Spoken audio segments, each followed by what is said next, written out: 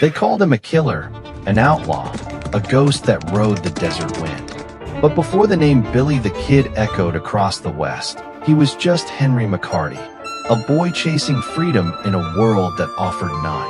Was he a cold-blooded murderer, or a misunderstood kid fighting to survive? Tonight, we journey back through time to discover the real Billy the Kid, and the secrets history tried to forget. Henry McCarty was born on November 23, 1859, in New York City, to Catherine McCarty, an Irish immigrant widow. His father's identity remains uncertain. Some say Patrick, others think he never knew him at all. After the Civil War, Catherine moved west, seeking a new start. Henry was just a small, quiet boy then, thin, polite, and quick with a smile. No one could have guessed he'd become America's most famous outlaw.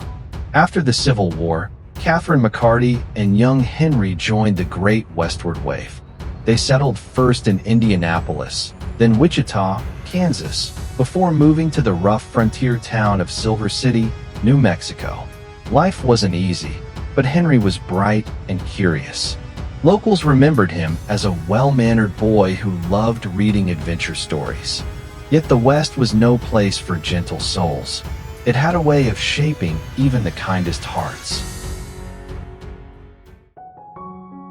Tragedy struck when Catherine McCarty died of tuberculosis in 1874. Henry was only 14. With no father and no money, he drifted between boarding houses and odd jobs. He was arrested once for stealing food, then again for petty theft. But when he escaped jail by climbing up a chimney, Silver City saw the first spark of the legend to come. The polite, bookish boy had begun his transformation into Billy the Kid. By 1877, Henry McCarty had fled to Arizona Territory. There, he began calling himself William H. Bonney, a name that would soon echo across the West. He worked on ranches, gambled in dusty saloons, and sometimes stole horses to survive. Though still just a teenager, Bonney had quick reflexes and sharper instincts. He carried a Colt revolver not for glory, but because, out here, a boy without one didn't live long. In August 1877, Billy's life changed forever. He quarreled with a blacksmith named Frank Windy Cahill in the small town of Bonita, Arizona. The fight turned violent. Cahill threw the boy to the ground, and Billy, terrified, fired a single shot. Cahill died within hours. It was self-defense, perhaps, but in the eyes of the law, Billy Bonney had crossed a line he could never return from. After Cahill's death, Billy fled south into New Mexico, becoming an outlaw for good. He joined a band of rustlers led by the notorious John R. Mackey, stealing cattle and horses along the Pecos Valley. Despite the crimes, locals often spoke kindly of Billy, polite, soft-spoken, and loyal to his friends. But his charm couldn't hide what he was becoming, a boy running out of second chances in a land without mercy. In early 1878, New Mexico was a powder keg. Two rival factions fought for control of Lincoln County's trade and law. Billy joined the Tunstall-McSween side, men who treated him with rare respect.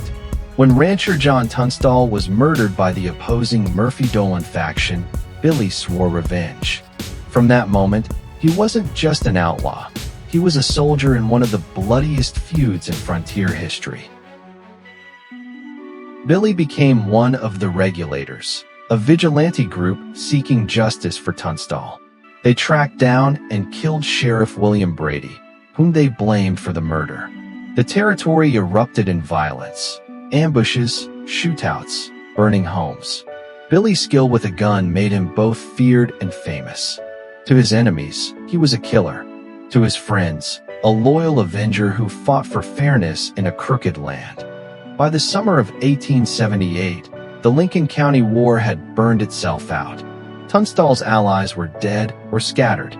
Billy survived, but now had a bounty on his head.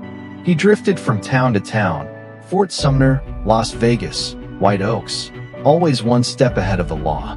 Newspapers began printing stories about Billy the Kid. Some true, most not. The legend had started to outrun the boy himself. By 1879, Billy the Kid was one of the most wanted men in New Mexico Territory.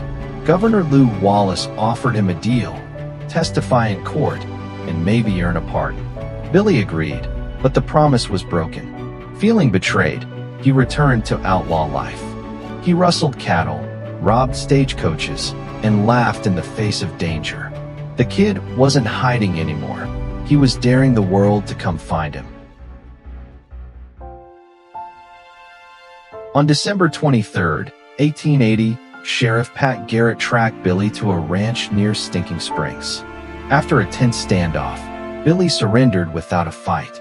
He was taken to Mesilla, tried, and found guilty of murdering Sheriff Brady. The sentence, death by hanging. Reporters swarmed to see the infamous kid. He smiled for them, joked, and even posed for sketches, as if fame were his last reward. On April 28, 1881, Billy pulled off one of the most daring jailbreaks in Western history. Held in the Lincoln County Courthouse, he managed to slip his cuffs, seize a guard's pistol, and kill 2 deputies. He rode out of town on a stolen horse, singing as he vanished into the desert. For a brief, shining moment, the kid was free again, a ghost the law could never hold. On the warm night of July 14, 1881, Billy the Kid walked into a darkened room at Pete Maxwell's ranch in Fort Sumner. He didn't know Sheriff Pat Garrett was waiting inside. When Billy called out, "Quienias, who's there?" Garrett fired.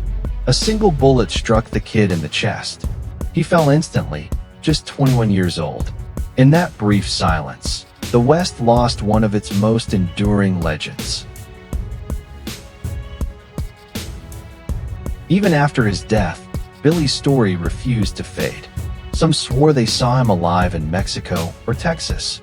In the 1940s, an old man named Brushy Bill Roberts claimed he was Billy the Kid, seeking a pardon from New Mexico's governor.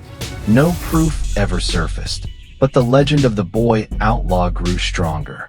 Americans loved the idea that maybe, just maybe, Billy had beaten death itself.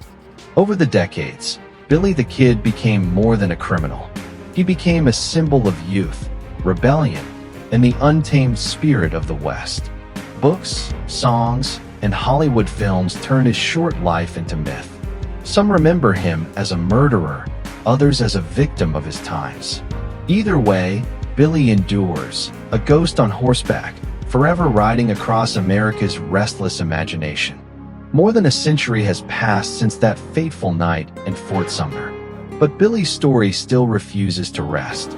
He remains the eternal outlaw, brave, reckless, and forever young.